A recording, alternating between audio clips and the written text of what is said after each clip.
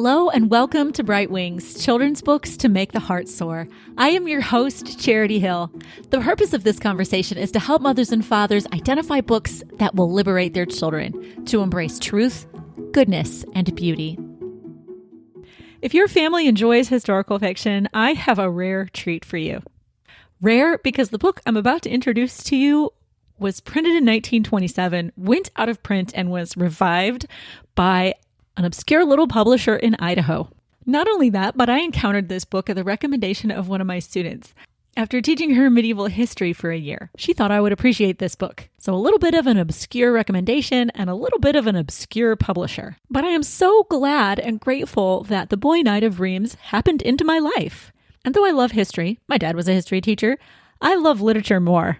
If I'm going to be completely honest with you, I enjoy history because history is stories. History is people living out the drama of human existence in a different place and time. The Boy Knight of Reims by Eloise Lownsbery gives us the drama, a rich human tapestry woven in another place and time. And I might as well just say, after spending a year teaching early medieval to early modern history, I highly recommend, if you're going to read one book that's fiction about this period, I highly recommend The Boy Knight of Reims. Because not only does it embed you in this time period, the 1400s in France, but it also, because of the way it embeds you, it gives you a sense of what has come before and what is going to follow immediately after. Now, I better give you a word about pronunciation before I go any further.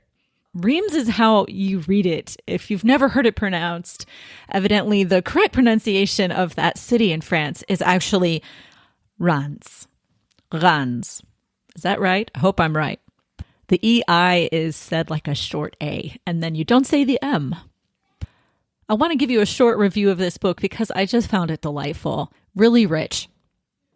It's historical fiction that takes place in the 1430s of the later Middle Ages. And we're introduced to Jean d'Orbay, his grandfather, parents, the apprentices who live with his family, and his friend Marcel. What I value especially about this book is that it immerses you in this world, but not in a way that is cognitively dissonant. It immerses you in the world of Reims through immersing you in the d'Orbay family, their work, and their community. The book gives you a taste of a time and place that's so highly situated. It immerses you in a worldview so different from ours.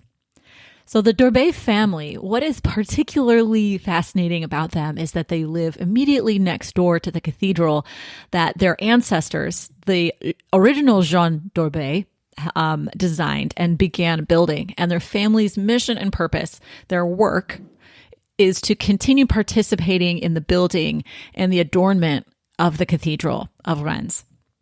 The family is a fief, evidently, to the bishop, it says somewhere in the book. The father is a sculptor of the cathedral, and the mother is an embroiderer for the work of the cathedral. So they're in separate guilds, and the grandfather was a goldsmith who's finally gone blind from the work. And with the family, the mother has a young woman who is her apprentice, and the father has a young man from another family who is his stone carving apprentice. In the early chapters of the book, the boy, Jean, he is apprenticed by his grandfather's wish to a goldsmith.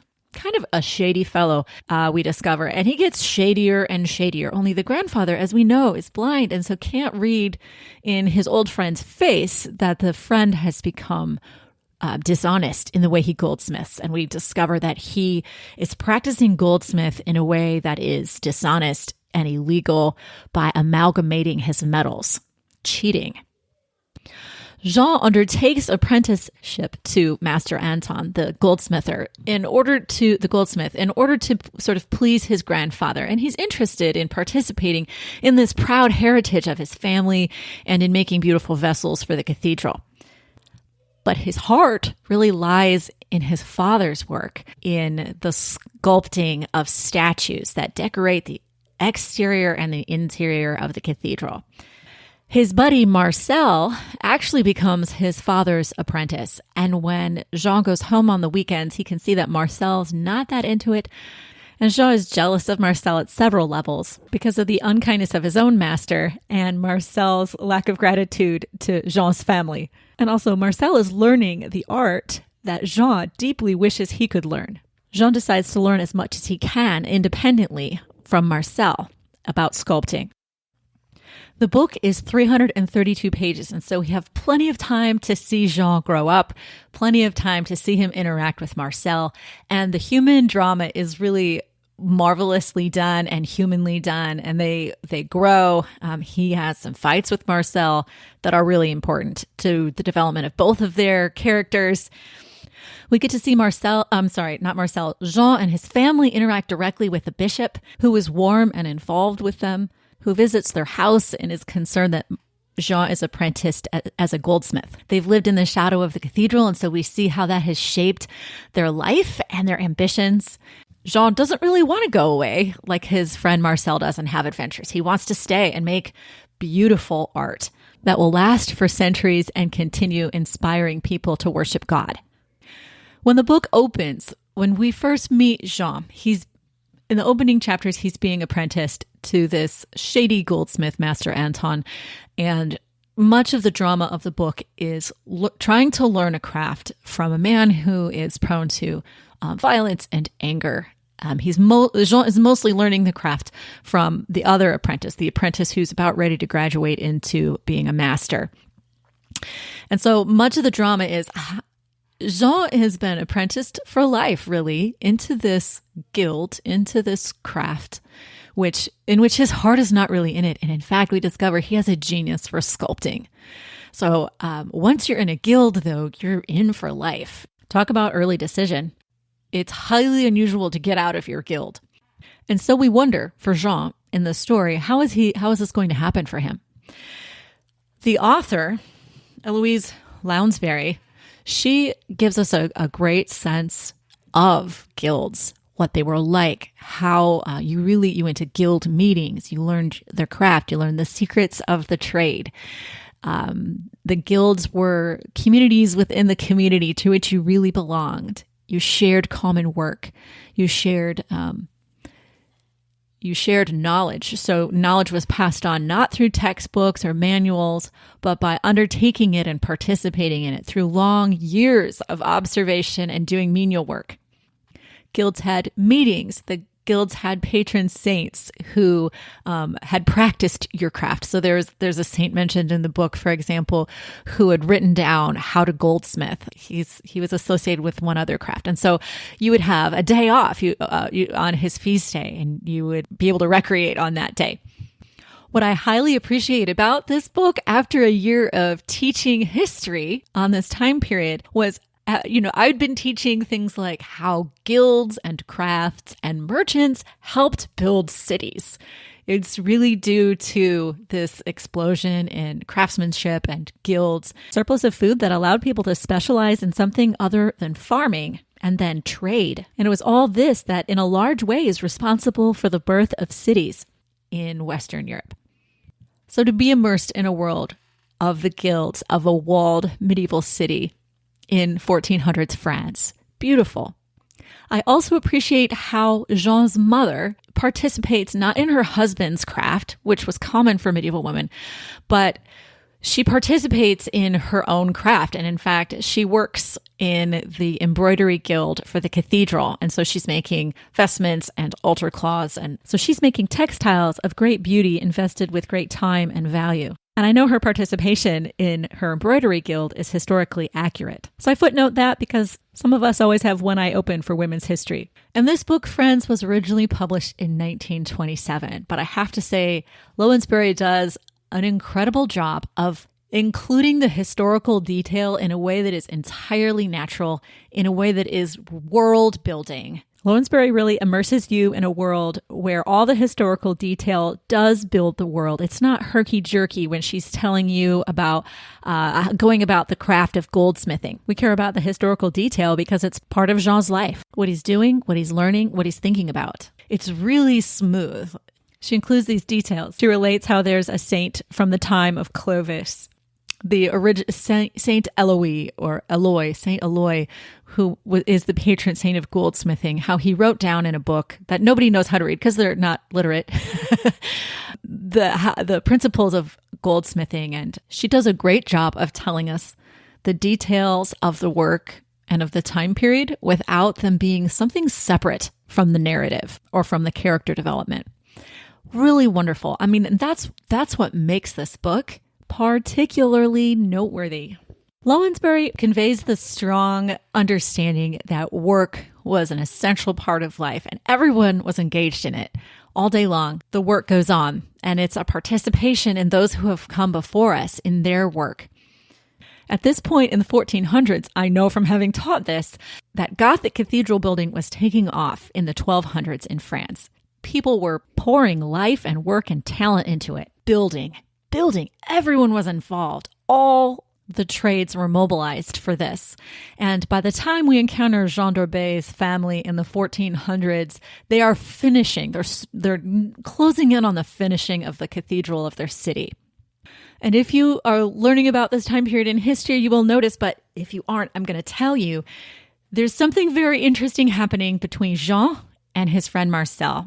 They both love sculpting. Marcel, the friend who has become Jean's father's apprentice, Marcel wants to take his sculpting in a more naturalistic way.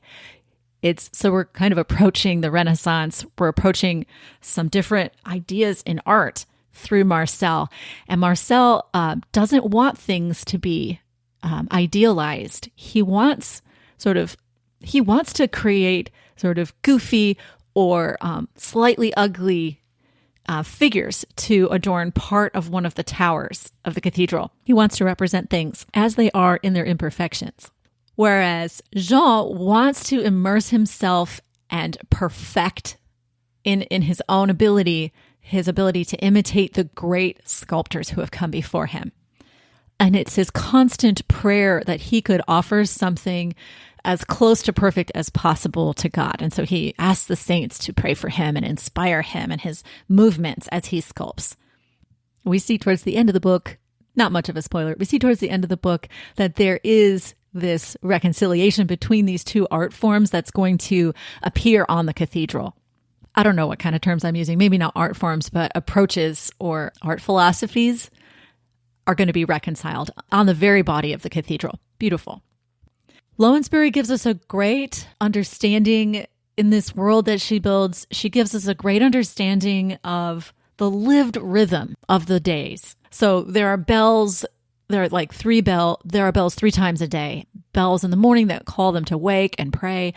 There's a bell later to call them to prayer and to break for lunch and rest, a brief rest. And then there's a bell at the end of the day that is a call to prayer and to end the work for that day.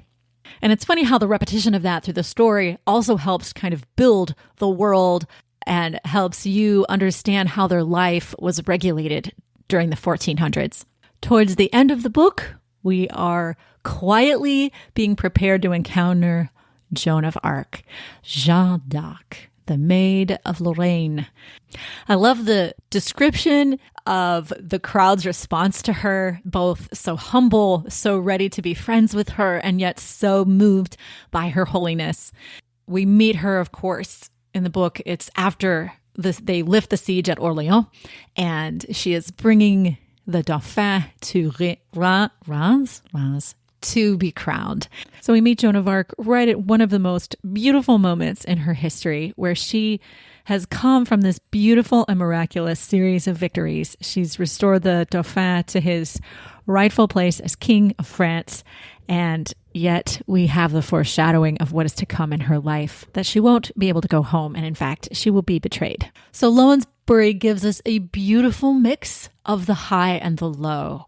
The common people, the guild members. We meet a peasant, but we also meet Joan of Arc, and we also see the Dauphin crowned king in the cathedral in Reims. Now that I've gotten you really excited about the boy Knight of Reims, I want to tell you that it's a little bit hard to find, but I'm going to give you a link in the show notes. Like I said, it's a little bit hard to find because it was published in 1927, but let me tell you, you can find it through its quirky publisher in Idaho. In fact, they are in Post Falls, Idaho. What do you know? And they are called Our Lady of Victory School, and they publish it. It's $28. I found mine for about $8 or $10 on eBay. What can I say? I'm lucky like that.